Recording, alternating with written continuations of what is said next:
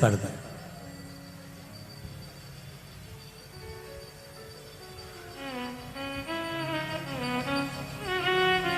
शिव महापुराण की कथा कर रही है, एक भाव वर्णन किया है।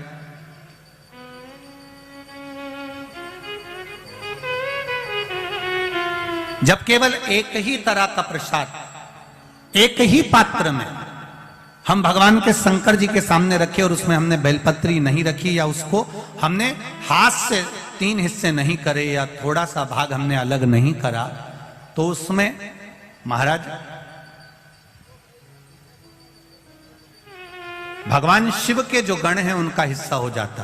पहला चंदेश्वर का, दूसरा चंदाशु का, तीसरा चंडाली का,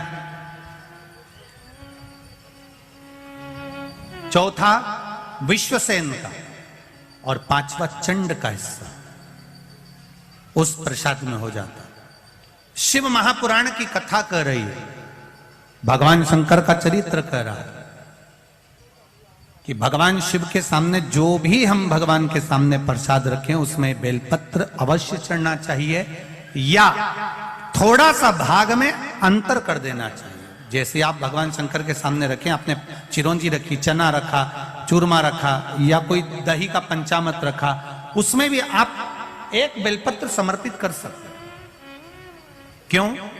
बेलपत्र उसमें डाल देने से या भाग विभाजन कर देने से भगवान शंकर के गणों का जो हिस्सा है वो हिस्सा नहीं रहता, फिर आप उसको ले जाकर अपने भाग के अनुसार उसको प्रयोग में ले सकते हैं, आप उसको पा सकते हैं।